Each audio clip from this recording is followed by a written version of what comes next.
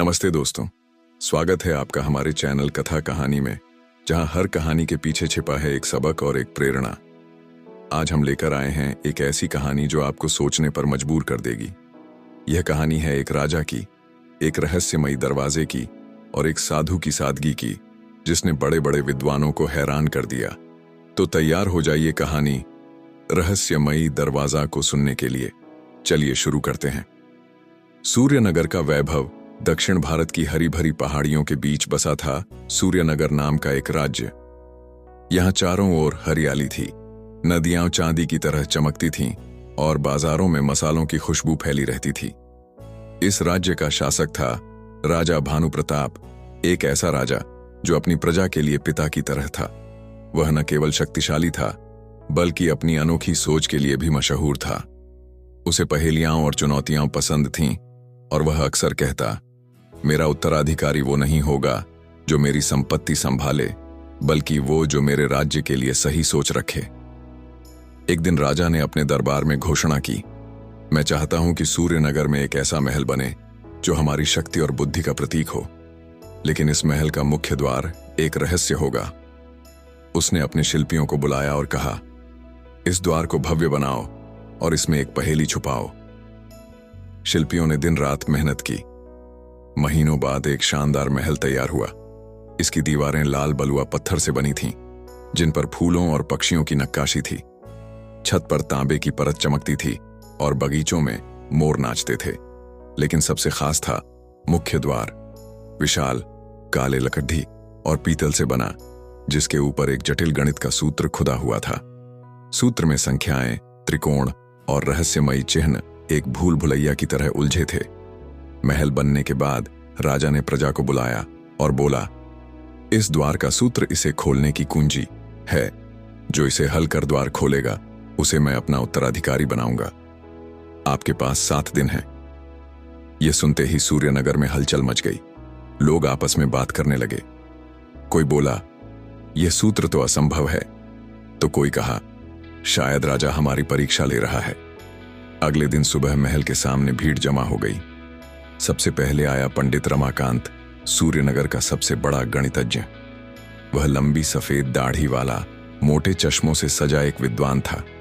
उसके हाथों में हमेशा किताबें रहती थीं और उसकी गणनाएं कभी गलत नहीं होती थीं। वह अपने शिष्यों के साथ आया और सूत्र को देखते ही बोला, यह प्राचीन गणित का कोई सूत्र है, मुझे अपनी किताबें चाहिए। उसने एक ऊंचे तख्ते पर बैठकर सूत्र को पढ़ना शुरू किया। उसकी उंगलियां हवा में नाच रही थीं, मानो वह संख्याओं को जोड़ रहा हो। घंटों तक वह किताबों के पन्ने पलटता रहा, नोट्स बनाता रहा। सूरज ढलने लगा, लेकिन द्वार नहीं खुला। अंत में वह थक गया और बोला, यह कोई सूत्र नहीं, शायद राजा का मजाक है। वह निराश लौट गया। दूसरे दिन एक युवा गणितज्ञ विश्वास आया। वह पड़ोसी राज्य से था और अपनी तेज बुद्धि के लिए जाना जाता था। उसके कंधे पर एक थैला था, जिसमें चौक और गणना के औजार थे। उसने कहा, यह सूत्र जटिल है, लेकिन मैं इसे हल कर सकता हूं। उसने जमीन पर एक बड़ा गोला खींचा और सूत्र को तोड़ना शुरू किया। वह संख्याओं को जोड़ता, घटाता, फिर चिन्हों को बदलता। दिन ढलते ढलते उसकी गणनाएं जमीन पर फैल गईं। उसने कई बार कोशिश की, लेकिन हर बार कुछ गलत हो जाता। सूरज डूबते ही वह बोला, मुझे और समय चाहिए। पर नियम सख्त था। एक दिन, एक मौका, वह भी हार मानकर चला गया। तीसरे दिन एक व्यापारी आया, जिसे गणित का शौक था। उसने सोचा कि शायद सूत्र में कोई व्यापारिक गणना छिपी हो। उसने अपने हिसाब किताब के तरीके आजमाए, लेकिन द्वार नहीं खुला। चौथे दिन एक ज्योतिषी आया, जो मानता था कि सूत्र ग्रहों की गति से जुड़ा है। उसने नक्षत्रों की गणना की, लेकिन नतीजा वही, 0। लोग थकने लगे थे। प्रजा में अफवाहें फैलने लगीं कि शायद यह द्वार कभी न खुलने वाला जादुई ताला है। 5वें दिन पड़ोसी राज्य से 3 विद्वानों का समूह आया। उनके पास पुरानी किताबों का ढेर था। उन्होंने कहा, हम मिलकर इसे हल करेंगे। वे दिन भर सूत्र पर बहस करते रहे। एक कहता, यह यूनानी गणित है। दूसरा बोला, नहीं, यह भारतीय ज्यामिति है। तीसरा चुपचाप गणनाएं करता रहा। सूरज डूबते ही वे थक गए और बोले, यह असंभव है। भीड़ में मायूसी छा गई। छठे दिन कोई नहीं आया। लोग मान चुके थे कि यह चुनौती हल नहीं होगी। सूर्यनगर के बाजारों में चर्चा थी कि शायद राजा ने कोई असंभव कार्य रख दिया। राजा भानु प्रताप महल की छत से सब देख रहा था, लेकिन उसका चेहरा भावहीन था। आखिरी दिन सूरज उगते ही महल के सामने 3 लोग आए। पहले 2 थे, विद्वान सुरेश और गणितज्ञ रघुनाथ। दोनों पड़ोसी राज्यों से आए थे, अपने साथ किताबों का ढेर और शिष्यों की टोली लाए थे। तीसरा था एक साधु जिसका नाम था संतोष। वह सादे सफेद वस्त्रों में था, न कोई किताब न कोई सामान।